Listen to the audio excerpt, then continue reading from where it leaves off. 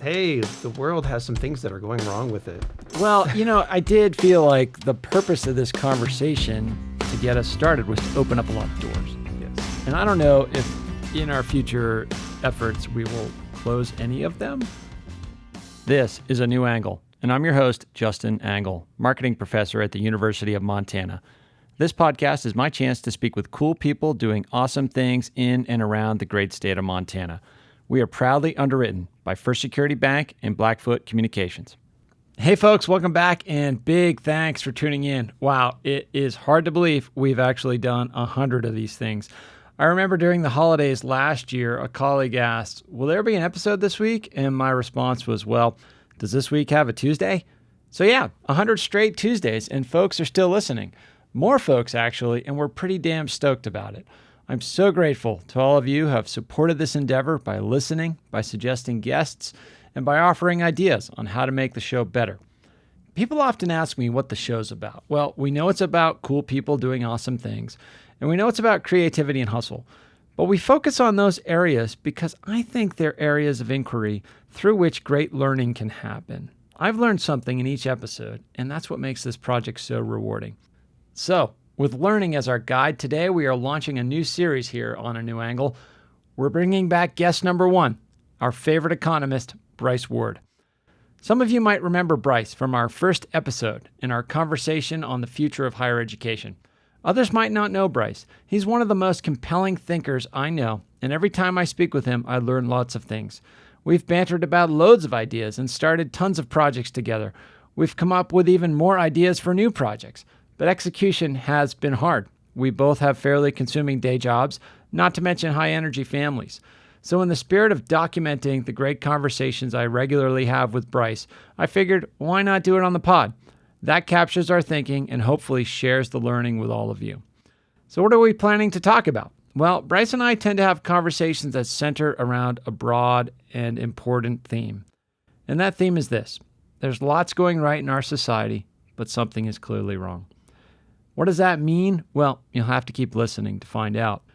This ongoing conversation will take many forms. We'll talk about economics, education, technology, health, media, happiness, and occasionally politics. We'll consider specific stories and broad cultural trends. We'll debate and we'll learn, and hopefully you will too. So without any further ado, let's get into it with Bryce Ward, episode 100 coming up right now. Okay, so we're here today with Bryce Ward, episode 100. Bryce, you came back. I'm happy to be back, Justin. It's been a while. Yeah, it has been a while. I mean, you were episode number 1. I was episode number 1, and the digs were very different. Yeah, I think we were in my office with a cheap microphone that I stole out of a retiring colleague's office. But we made something. Yeah. Clearly you're still here. And you have like a real studio and like a big logo and all sorts of good stuff. Yeah. This is actually feels like somewhat of a professional operation. I've gotten it to the point where now I am the weakest link, and that's kind of a nice place to be. That's what they say, right? Isn't that what they teach in like business school and management? Is like you're always supposed to be just doing everything better than you, and that way things turn out. Seth told me that once. Seth Bodnar, he said that A's higher A pluses and B's higher C's. I don't know if that's a metaphor that fits here, but in any event, We'll give you an A. I've tried to improve everything I can on the podcast, and it's easier to improve things like the studio and the microphones and the guests. And I'm trying to work on improving myself. Well, I think you're doing a good job. So thank you. Yeah, and you're one of our most loyal listeners as well, as it were. Oh, I don't know about that. I do listen. It's a nice, I like having you accompany me on the trails around our house. Our houses, I guess. There's a couple of folks, including yourself, that I occasionally bump into running on Tuesday mornings. And I could see this like strange look in your face. Like, whoa, I see you, but you're actually talking to me in my ears as well. I'm listening to some conversation that you had a month ago. But it sounds very fresh and entertaining to me. Yes, exactly. That has happened, I think, at least 3 times that I've run into you. And it's like, oh, hey, I'm listening to you right now. There we go. So, as we kind of enter year 3 of the podcast, this is episode 100, whatever kind of milestone that is. I mean, it makes me think about what we're trying to do with this endeavor in general is to learn. I can learn from guests. Hopefully guests can learn from us. And every time I have a conversation with you, Bryce, I learn something. And the best conversations that we have are the ones where, I feel like there's a set of ideas or topics that I'm kind of just mulling over, and I haven't quite organized my thoughts. And then I talk to you about it, and I feel like, okay, now I'm more clear about that thing that I was really having a hard time getting clear about. Well, I hope that I bring that level of clarity. I'm sure that is not always the case, but I will take the compliment, and hopefully we will do something similar here today. Yeah. And so I think in general, our project here, and this is my sort of indirect way of suggesting to our audience that we're going to be having Bryce on the podcast once a month for the foreseeable future. Hopefully you all like it and encourage us, and eventually it becomes a dialogue and people come in with questions. But the broad area of inquiry we want to think about is we tend to have these conversations about, this strange state we're in as a country, as a world, as a society. There's a lot that's going right, but a lot of us feel like something is wrong. And there's so many dimensions to that. And I know you sort of have this sense of angst as well. Yes. I always try and find some positive news. Yeah. Right? Because it's like, look, there's lots going right in the world. Mm-hmm. And when I go look for it, it's really big stuff that's going right in the world. And yet I can't get away from this malaise I feel that things aren't quite right. Yeah. And, when you go and look for the data in that realm, you can also find stuff that isn't quite right, that doesn't seem to be matching the it's all roses and rainbows story that, you can tell. But you can also tell stories that it's all thunderstorms and rain. Yeah. So let's get some examples about what we mean here. When we say things are going right, we're talking about some broad economic measures, but we're also sort of, I guess before we get into that, like there also sort of is this Steven Pinker kind of mindset of like, hey, look, this is the best time that humans have ever lived. Like we're the healthiest we've ever been, and people aren't dying of the plague, and we're not as violent as we were. Like there's some broad kind of humans have improved narrative. We're going to get a little bit more micro than that, but that's operating in this too. Yeah. No, so look, you can take the global poverty view, the wars view, but, even just at let's just focus on the U.S. Mm-hmm. Real median household income was the highest it's ever been last year. Recessions are less frequent and less lengthy than they've been in our history. Crime is way down. Right. Particularly violent crime, yeah. Leisure time is actually up. Mm-hmm. With the exception of something we'll get to in the next part, life expectancy. When my great-grandparents were born, life expectancy at birth in the United States was less than 50 years. Wow. Right? Wow. Now it's over 80. Yeah. Right? Mm-hmm. That's like basically 100 years. We've added an enormous amount to life expectancy. And even over my lifetime, we've added 8-9 years to life expectancy. Right. So you kind of go through, there's lots of things that are going right. People don't smoke as much. They don't drink and drive as much.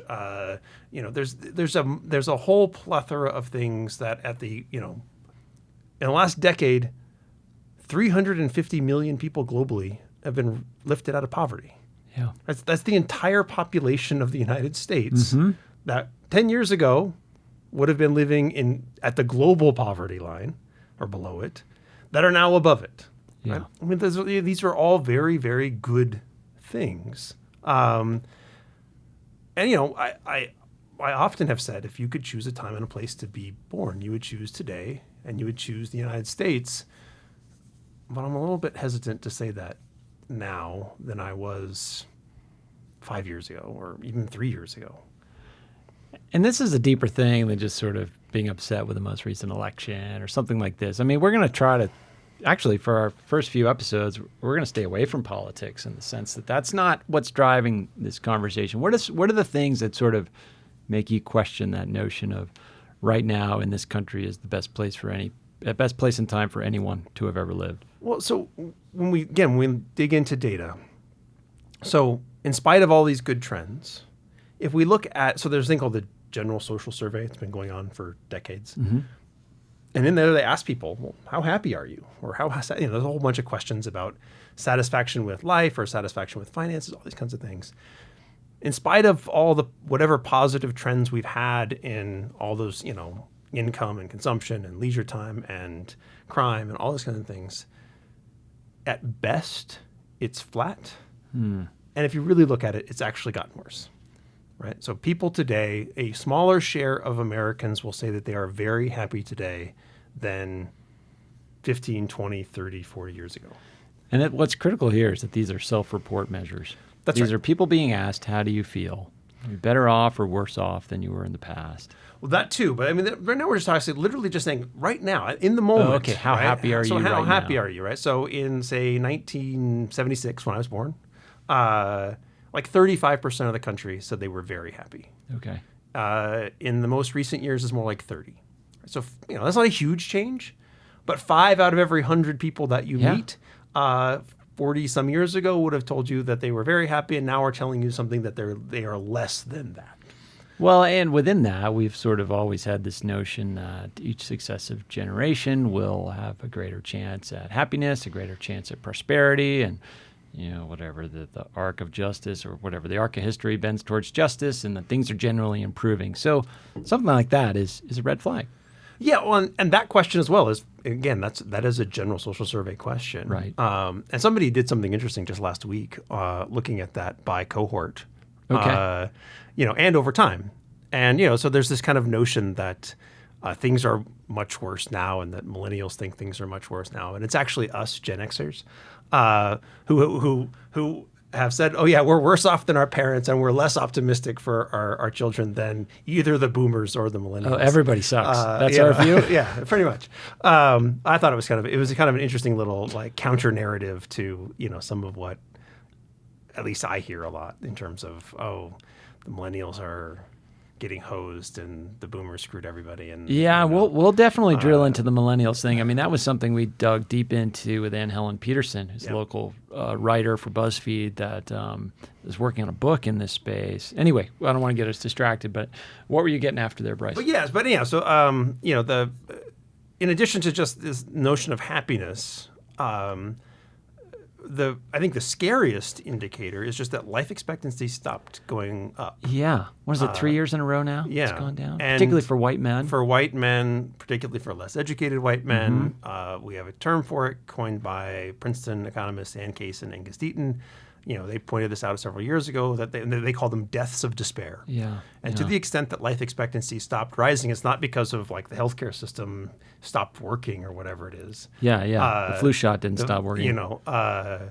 The spike in mortality comes from deaths related to alcohol poisoning, drug issues, and suicide. That's a particularly big problem here in Montana. I know that you do work with the Rural Institute, and that much touch your world. Yeah, all of these things do. So that's certainly a concern, right? The fact that people are telling us they're less happy.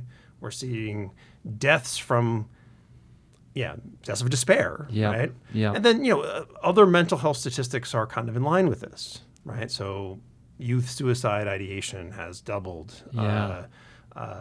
Various other forms of mental health indicators are also kind of all shifting in the wrong direction, particularly amongst adolescents. And so that kind of leads us to go. But actual suicide is on the rise. Actual suicide is on the rise, yes. Okay. And I can't remember. And I was thinking, we've had this conversation before, but, when I took economics in undergrad and graduate school, I mean, you sort of are taught that basic macroeconomic cycle that, lower skilled jobs get disrupted by technology, but workers are retrained, or not necessarily retrained, but higher skilled jobs are created. And so on net, technological disruption is a positive, and it drives to better jobs with higher pay and a more educated workforce and all these things. And so that's evidence suggests that that's being disrupted. more lately, right?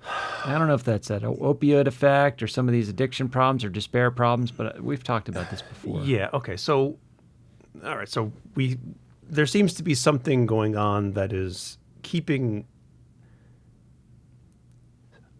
We look at well-being. Yeah. Right. And so economists have done this. They've tried to say, well, look, people complain about looking at GDP per capita as a measure of overall well-being. Sure. Well, that's not.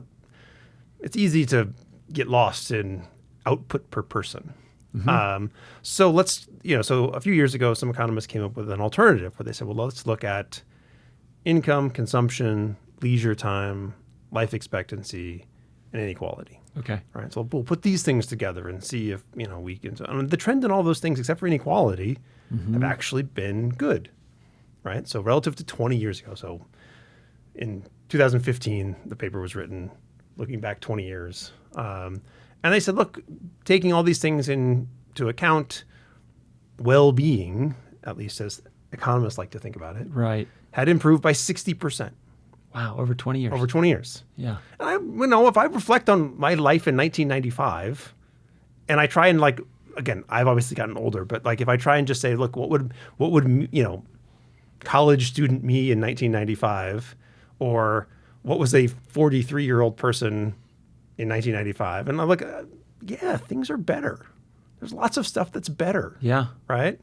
But still, something isn't aligning here. Right. So we need to start thinking about, what's the well-being production function, right? That's broader than this material. That's what the economist tends to focus on, right? So it's consumption, leisure time, health. Those are all very tangible kind of things that we can look at.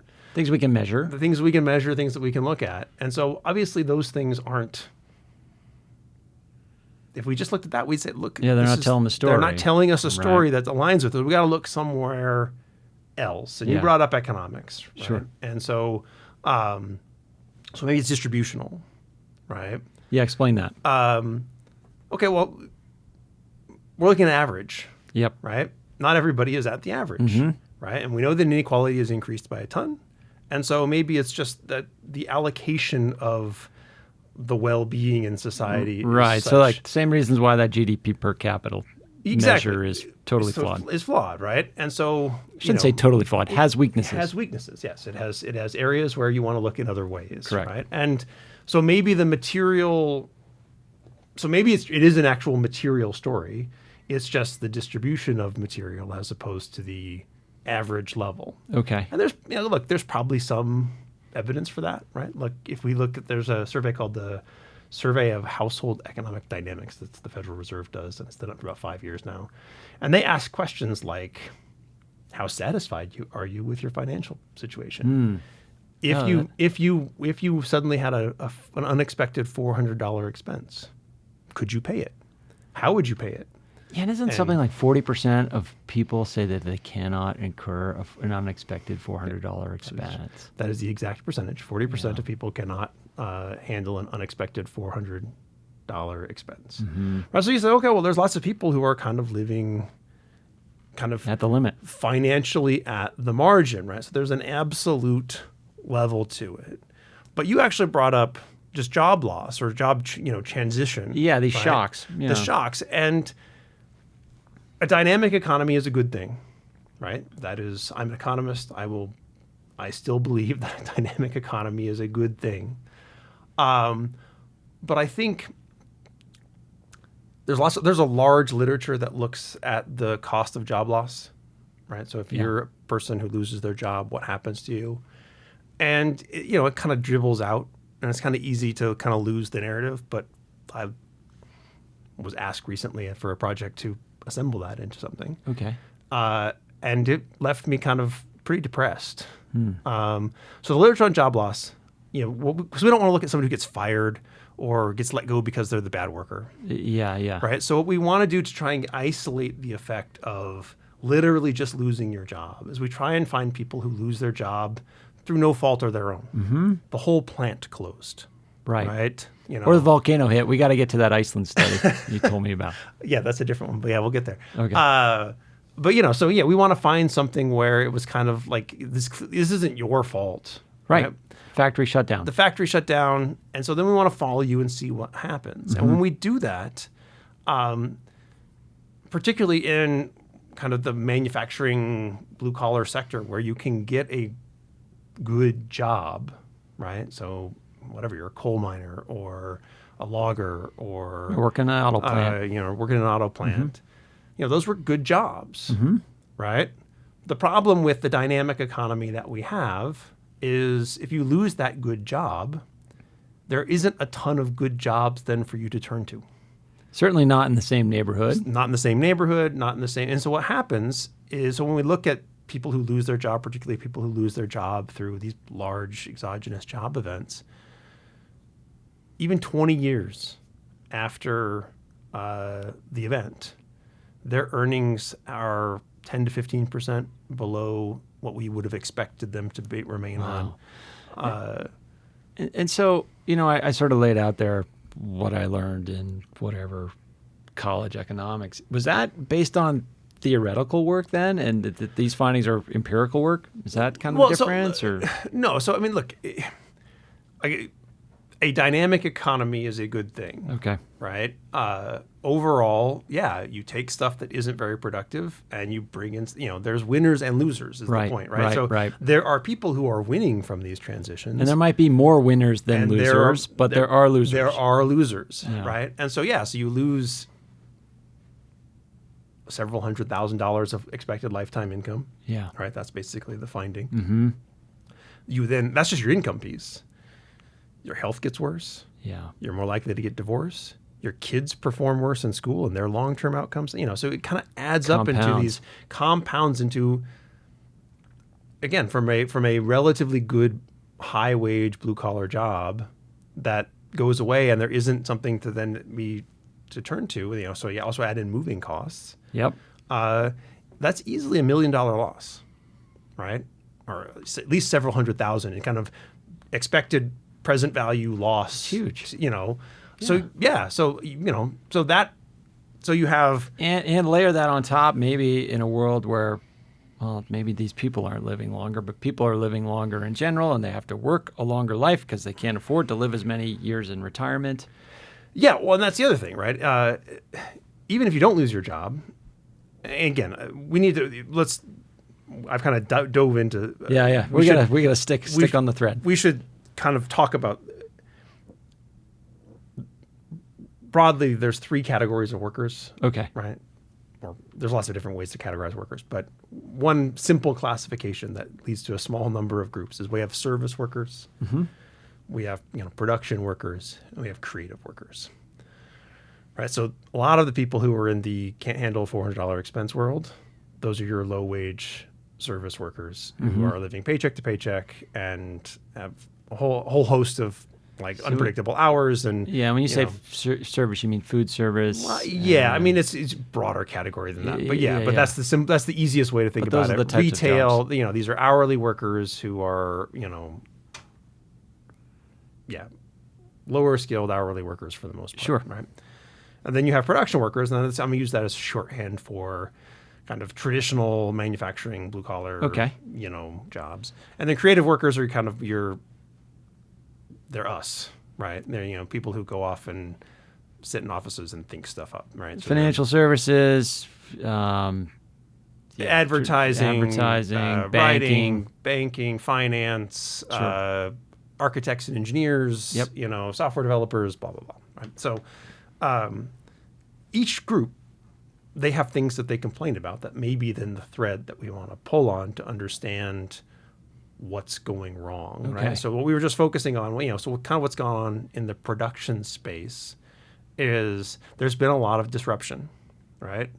And there's been disruption due to technology, and there's been disruption due to trade, right? And so that's where there's still lots of value in all of those sectors. They haven't gone away. They're not going away. They're just not growing. And they as they shrink as a share of the economy, when there's a shock there, it's now harder for somebody to easily transition to the factory down the street. Right, there's fewer options. Right. And then it's like, okay, well now I've got to train, and then when I go to find whatever else I'm going to find, yeah, you maybe were making $70,000 a year in your mining job or your, logging job or your factory job with good benefits. Yep. And now you're transitioning into a $40,000-$50,000 a year, truck driver or health service worker or something like that.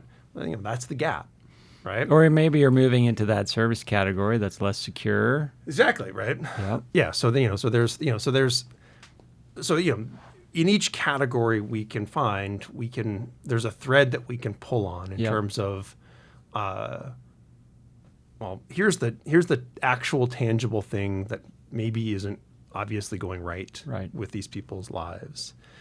But I think what we ultimately want to try and get back to is that as far as we go, or is there something actually underlying all of it that, or at least more than each one individually, that is kind of more fundamental to the way the economy and society are operating. Mm-hmm.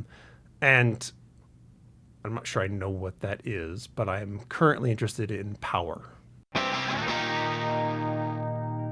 A New Angle is underwritten by First Security Bank and Blackfoot Communications, two cool companies doing awesome things all over Montana.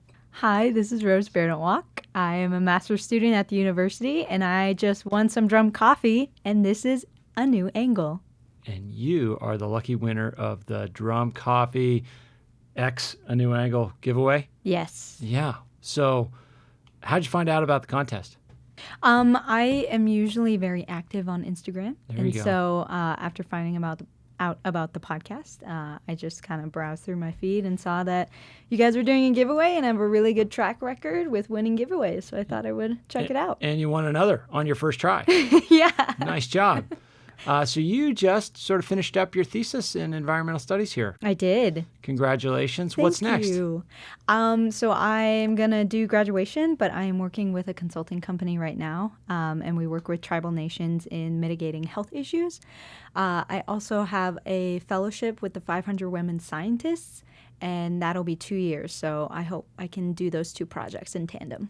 Wow. Well, that's a ton of stuff. It's exciting. Congratulations on graduating. Thank you. And thanks so much for listening to the pod and helping us out with the giveaway. Yeah. Thanks for bringing me in here. Hopefully you like coffee. I love coffee. And I guarantee that hat will look a lot better on you than it did on me. So it's nice to see it go to a happy home. Oh, good to know.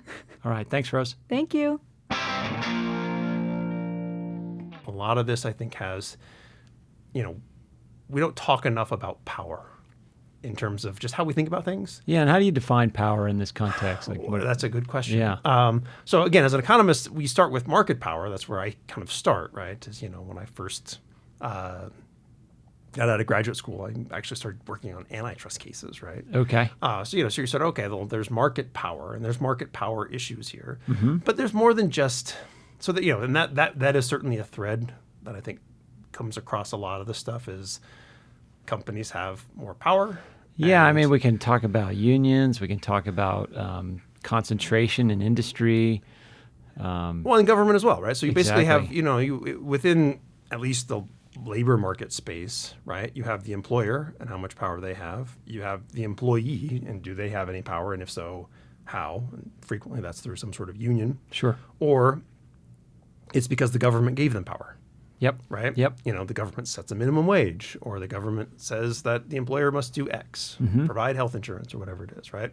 So that, power is being shared amongst these kind of three centers.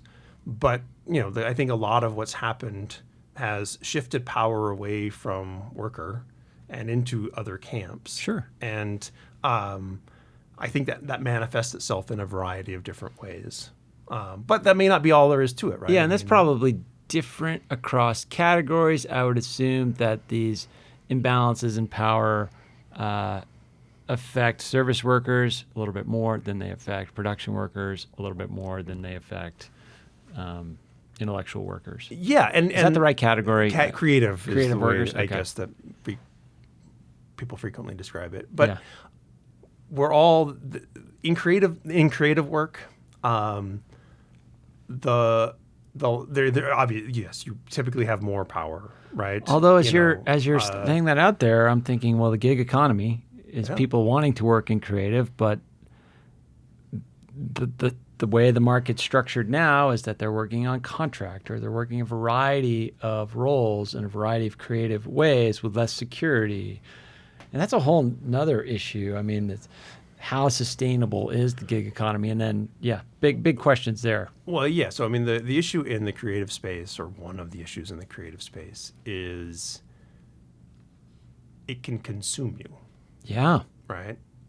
And because you're trying to succeed in an area where lots of people want to succeed, but they're kind of, it tends to, the creative economy tends to skew towards superstars.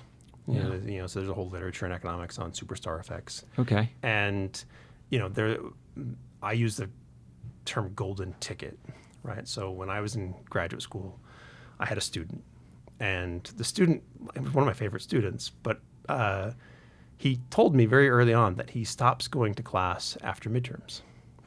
And because, so I was a graduate student at Harvard, and what he explained to me is, look, I'm trying to become the head of this particular organization. He's like, if I become the head of that organization. Had he chosen that organization? Yeah. He was working his way through it, right? Okay. Yeah. And, it's this thing called the Harvard Student Agencies. It's like this $10 million a year company that students run at Harvard. He's like, look, if I become the president of that, I'll get whatever job I want. I'm set. Right? And he said, look, there's like 6 jobs in organizations on campus that if you get, the track record is punch it. So he's like, it's a golden ticket. Yep. Right? So I was like, golden ticket. Right? And so, but a lot of creative spaces are golden tickets. Right? Yeah. The challenge with that is when there's only think of the 100-meter dash. Right? There's only one Olympic gold medalist. There's only one fastest person in the world. There's only one Usain Bolt, right? But the people who lose to Usain Bolt are extremely fast. Yeah. Right? Yeah. The difference between them and Usain Bolt is, it's tiny. Right. But you're still the fastest loser. You're the fastest loser, right? And so what happens in, I think, creative space is we all have 2 dimensions that we're operating on, particularly in that space. We have an ability or skill, and we have effort. Right? And I can get so far on how much skill I have, but you can compensate if I'm more skilled than you, but if you work harder than me, right? There's some level at which you might beat me. Yeah, and you might say there's other dimensions too. Yeah, I'm using a very simple model here to basically right. try and get at the notion that what we see sometimes, the complaint in the creative space is burnout. Right?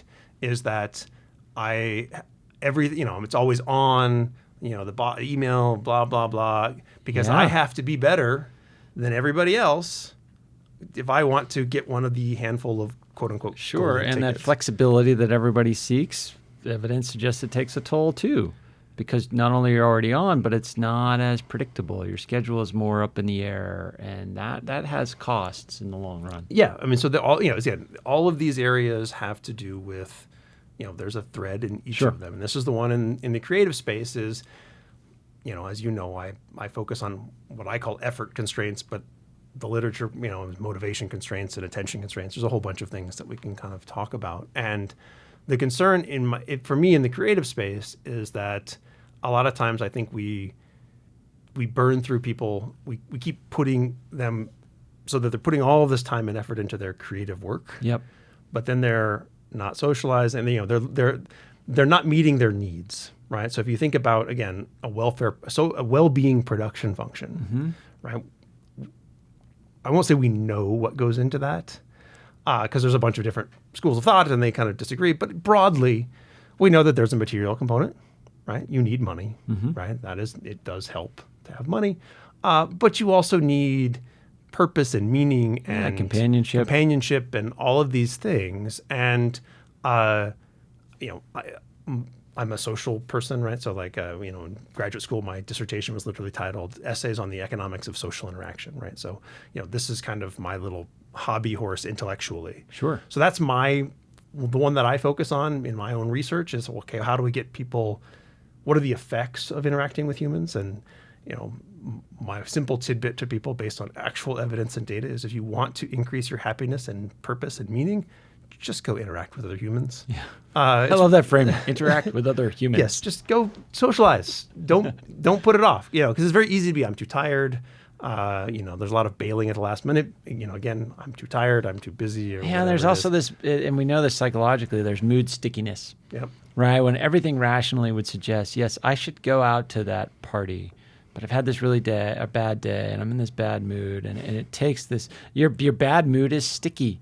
It's hard to change it, even though you know that going to a party will change my bad mood into a good mood. Hopefully, anyway. Well, there's risk. There is risk, but less risk than, there's uncertainty. There's less risk of being in a bad mood if you go to that party than if you stay in your bad mood, right? That's certainly true. But but if we go through that well-being production function, right? There's, for a low-wage worker who can't handle a $400 expense, maybe it is the material component that's failing, right? Yeah. But there's also things about like schedules and just kind of power dynamics that play out there that are also, I think, meaningful. For the production worker, if you still have your job, then there's the fear that you're going to lose it. But there's also just, if you've been hammered down by the economy, you're in this kind of cycle of, I thought my life was going to be here, and now it's here. And that's one of the key pieces of the well-being production function, right? Is expectation, right? At least some people will argue that suffering is the gap between expectation and reality, right? And I put joy in that same category, right? And so, a lot of life is about, well, what are your expectations and how are those being set? Well, and that's actually, how do these expectation effects play in when you're talking about these different categories of workers? Part of me feels like expectations of a better life are sometimes a luxury that creative workers have that service workers might not. Everybody is entitled and can dream of a better life, right? But if you're a service worker and you're working 3 jobs to make ends meet and you can't incur that $400 expense, like worrying about your leisure time is not, like, you don't have that luxury. Does that make sense? Like, is life objectively harder for the service worker? That's a good question. Creative worker? I should know something about evidence on that, but I'm not sure I do. I think that sort of feeds into this. So trope. I wouldn't say that there is. Everybody dreams, right? The scale of the dream and the type of the dream may differ, and for at least some low-wage workers, it depends on where you are in your life. Right? Yeah. If I'm young, I'm still dreaming of what my future might have because I'm here because this is the side gig until I get what I want. Mm-hmm. If you're middle-aged, the dream might be for your kids, right? I'm doing this because I'm trying to get my kids somewhere. Mm-hmm. And then everybody plays lottery, so there's still some amount of dreaming going on. So I don't know. I wouldn't. So I wouldn't say that there, people have different expectations, right? In fact, one of the things that I think about a lot as a parent is the main thing I'm actually doing as a parent is setting my kids' expectations. Yeah, right? Makes sense. And so I have to set them in a realm, part of what you're manipulating and the variables you're manipulating as a parent is trying to get them to have expectations that aren't, oh, life is awful, right? But aren't just like, oh, life is going to always be somewhere way up high, because at some point it may fail to achieve that. You right? have to have resilience, and they have to be to resilient, work, and so. And I was asking if expectations sort of differ systematically across these categories. I think this is part of where I think empirically we struggle to kind of unravel this something's wrong notion, right? Is we see the outcome, right? Mm-hmm. And there's vague questions like, oh, are you better off than your parents? Yeah. Right? But there are some surveys that have questions about what did you expect or what are you, so I won't say there's no data on this. Yeah. But I think part of what we struggle with from a measurement perspective is, what did you actually expect to happen? And how, because if that's the case, if it really, to the extent that whatever malaise that we're worried about is the result of an expectations gap, well, there's two parts to that. Is it that we set our expectations wrong, or did we get reality wrong? Right. Was it execution or expectation? Yeah. That was wrong. And so if we got our expectations wrong, okay, that's fine. We just need to work on, and it's generational, but resetting people's expectations over the course of time, so that when they get older, they're like, oh yeah, life is going to be this hard, and I'm okay with that. Although maybe, that's also a symptom of what we're talking about here. People's expectations of future quality of life for themselves and for their children are changing. Yeah. Well, and this is where I think some of the concern about social media comes in, right? Absolutely. The challenge with social media is that it is a curated perspective of people's lives, right? There's not a lot of reality in social media, right? I don't think I've ever seen anybody post on Facebook like their kid vomiting or whatever it is, right? Life is awesome. Yeah, exactly. I see a lot of vacation. I see a lot of events. I see a lot of the fun stuff of life. Yeah. And so the concern is that, if you don't keep that in your mind, that I'm seeing the selection, that it is possible that you could start to have a warped sense of what your life is supposed to be. Right. Now, again, that is a theory. I'm not sure we have actual data that fully support that yet. Well, and there's other theories about, the rising depression and suicide, particularly in the adolescents, is attributable. Adolescent girls is attributable to some of these social media mediated pressures. The problem is this may well be an epidemic that we don't have the data to declare at the moment, but by the time we have those data, it's too late. Hey, uplifting podcast. Yeah, there you today. go. There you go. That's absolutely right. I think there's lots of concern about it. Yeah. But not enough evidence that people are really acting on those concerns. It's kind of like, this doesn't feel right, but oh well. Well, there are those anecdotes about, Silicon Valley executives sort of not allowing phones in their house and all sorts of things. And you wonder how much of that is true. But if it is, that seems to be a significant red flag to me. That would be a significant red flag, yes. I feel it in the classroom. I've sort of been thinking about this a lot this semester in particular, because I'm teaching this large lecture class for the first time. I say lecture class. I try not to make it about lecture, but it's a large class with 130 students. And when I first started teaching, I was pretty adamant, no screens. Put away your laptops, put away your phones. And then I started figuring, students are going to be on their screens regardless. I can't compete with it, so might as well embrace it. And I had this sort of, hey, you need to be the author of your own learning kind of spiel. And then I've sort of realized in me and in observing others how addictive these devices are. And so I've kind of gone back to being adamant, no screens. Yeah. Because I can't compete with it. Nobody can compete with it. They're engineered to be addictive, and we got to shut them down in class. I'll send you the papers that you can put in your syllabus. Please do. People have tested it. Yeah. It is bad for learning, not just for you, also for your neighbors. Mm-hmm.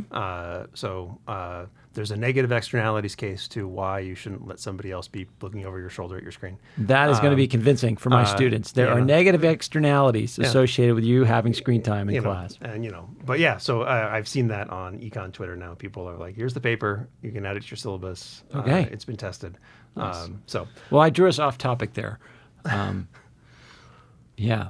We got to land the ship, Bryce. Exactly. It's hey, the world has some things that are going wrong with it. Well, I did feel like the purpose of this conversation to get us started was to open up a lot of doors. Yes. And I don't know if in our future efforts we will close any of them, but the opening of the doors is, to me, the important part. Is we're going to start learning and sharing some of that learning with our listeners. I did have a question for you in the sense that as an economist, you're kind of looking at broad data sets, empirical evidence, et cetera. But you feel this in yourself, right? Or do you? Well, in my own personal life, not terribly, right? Okay. My life is good. I don't have a ton to complain about, right? I live here in Missoula. I can walk out my back door and be in the mountains and in the trees, and I have a whole family and I have extended family, and I have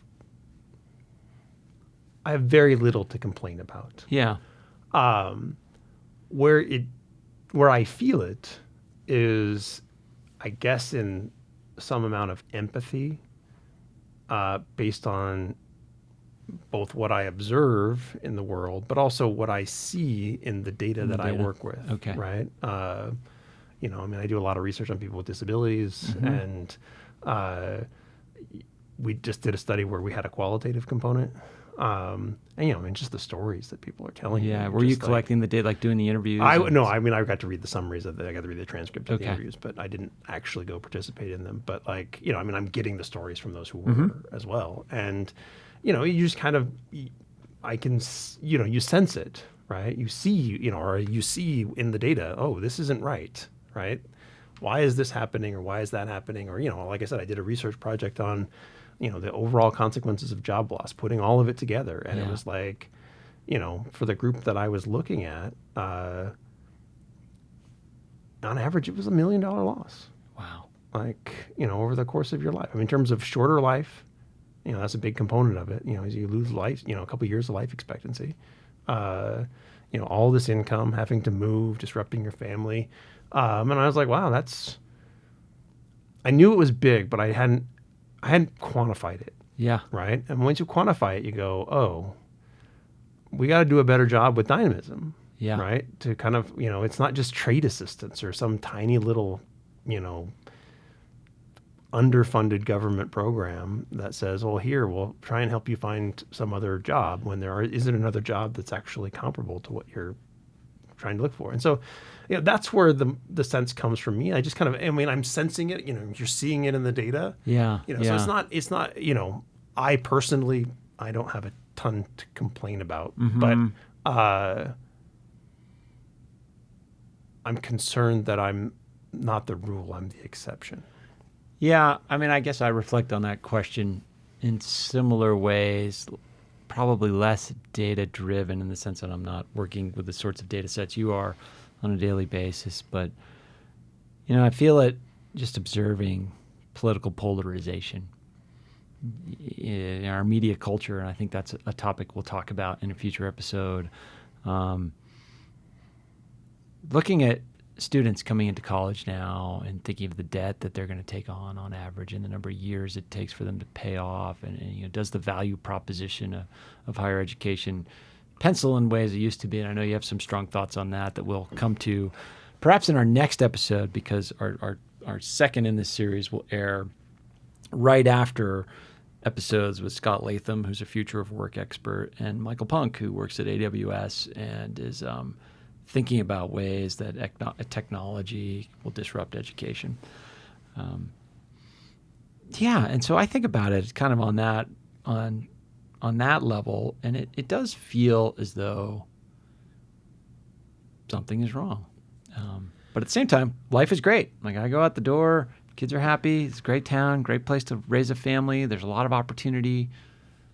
It's just hard to reconcile those two. And that's the tension that we started with. So right. If you want to talk about landing the plane, I think this is where we do it, right? Is look, there is a lot going right, but when we look at trends in subjective well-being, happiness, life expectancy, in particular deaths of despair, we look at things like polarization and the erosion of trust and norms and social capital across communities and across neighborhoods.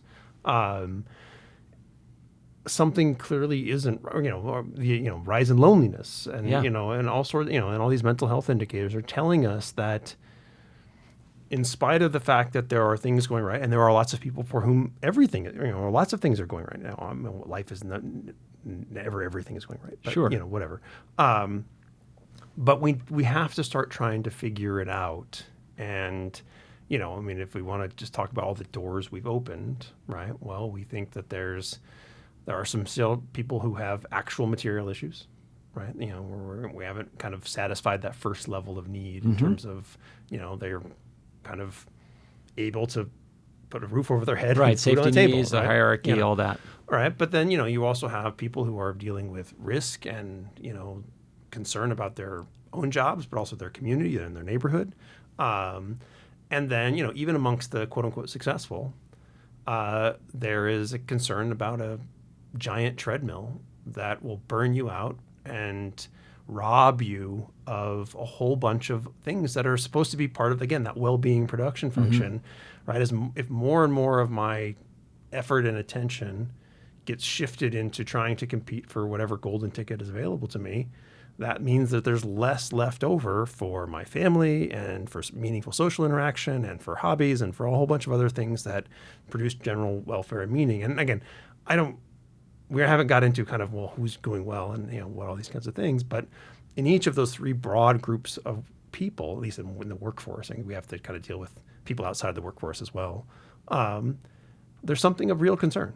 And, I think part of what we're going to try and do over the however long we do this until people tell us to shut up, is to try and, we'll try and zero in on some of those. Okay, well, let's talk about material and, inequality and some of the things that come along with that. And why is that bad? And how does that then affect, some of these outcomes that we're observing that we're concerned about? Well, Bryce, I look forward to that investigation, these continued dialogues, and this might be too lofty and objective, but I'd love to get the audience involved. I'd love, the two or three of you that are still listening out there. Let us know what you'd like to talk about. Let us know if this broad area of inquiry resonates and what you're curious about and how we can address those questions. So, Bryce, thanks for coming in, and I look forward to seeing you more regularly. Yeah, this will be good. Thanks, Justin. Okay, hopefully that conversation resonated with you. I think we're on to something here, and I hope you'll stick with the series. Bryce will be back every month for as long as he is willing. And if you've got questions or topics you'd like us to cover, please let us know. You can reach me at justin.angle@umontana.edu. Okay, coming up next week, we have number 9 in the Sea Change series, my conversation with Kat Cowley. Kat is currently working on her Master's of Public Administration here at the University of Montana and doing some amazing work on food security and safety on our campus. Tune in to learn more about Kat next week. Thanks for listening to A New Angle. We really appreciate it. And we're coming to you from Studio 49, a gift from University of Montana alums Michelle and Lauren Hansen. And remember that A New Angle is supported by CED, Consolidated Electrical Distributors. These guys pretty much sell anything electrical you would ever need, but they also hire a ton of our students. If you want to learn more about jobs at CED, visit cedcareers.com. Before we go, I want to thank some important peeps: executive producer Stefan Borsum and interns Aspen Runkle and Max Gibson. Huge thanks to VTO, Jeff Ament, and John Wicks for the tunes. And finally, props to Jeff Meese, our master of all things sound. Finally, if you have any questions, suggestions, comments, insults, whatever, please email me at anewangle@umontana.edu. Help us spread the word, and be sure to use the hashtag #anewangle when you do. Thanks a lot, and see you next time.